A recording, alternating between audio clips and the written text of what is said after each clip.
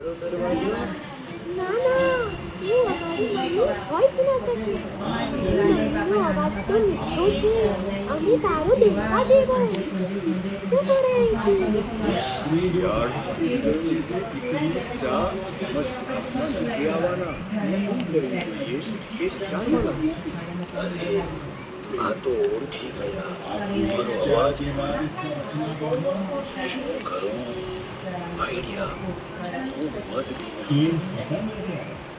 શિયાળ સમજ્યું કે મધ પીવાથી એનો અવાજ પકડી જેવો મીઠો થઈ જશે. એણે જંગલમાં મધમાખીનો ઘોડો શોધ્યો. आप सभी कौन है એમ કરીને और आप लोग बार बार क्यों ઘર પાસે શું હતું? આ દરવાજો ખોલો.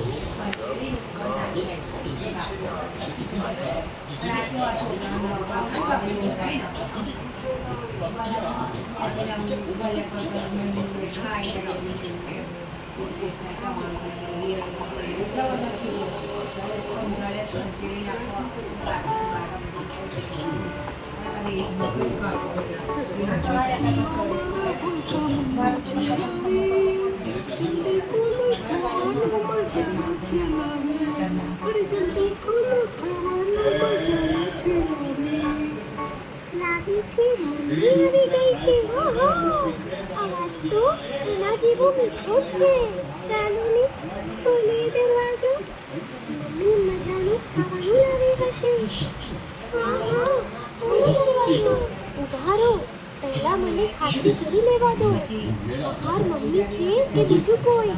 બચ્ચું દરવાજા પાસે ગયું અને તિરાડમાંથી જોવા લાગ્યું. એને કાળા પગ જોયા અને કહ્યું, આ આપણી મમ્મી નથી. એમના પગ તો ધોળા દૂધ જેવા છે અને આના પગ તો કાળા મેષ જેવા છે. આ આપણી મમ્મી નથી. ના ખોલશો દરવાજો. નાનું બચ્ચું દરવાજા પાસે ગયું અને કહ્યું, તું અમારી માં નથી.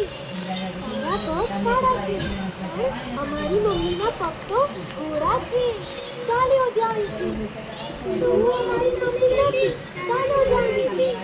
એ શિયાળને ચિંતા થવા લાગી. આ બાળકો છે કે જાસૂસ? પણ આટલી જલ્દી શિયાળ ક્યાં હાર માનવા આવ્યું હતું? એ ગયો ઘંટીવાળા પાસે. બપોરનો સમય હતો. ઘંટીવાળો આરામમાં હતો. શિયાળે ચૂપીથી રોટના ટુકડામાં નાના પગ નાખ્યા. હવે તેના પગ ઘંટી જેવા સફેદ થઈ ગયા હતા. કેવી રીતે દરવાજો નથી ખોલતા? શિયાળ ઘડીની બકરીના ઘરે ગયું. દરવાજો ખખડાવીને ગાવા લાગ્યો.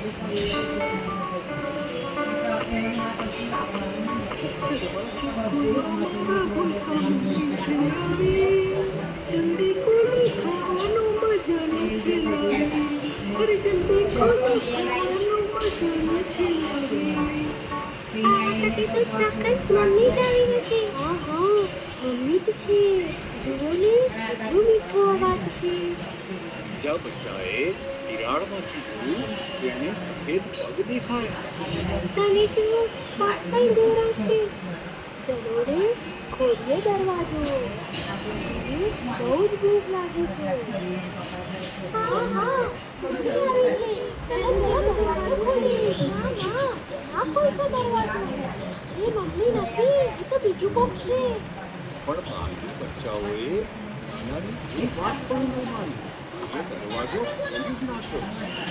પછી શું થયું? શિયાળ છોડ ઉપર આવ્યું. બચ્ચાઓ, હું છું તમારી માં. હું તમને ખાવાનું આપવા નહીં, તમને જ ખાવા આવ્યો છું.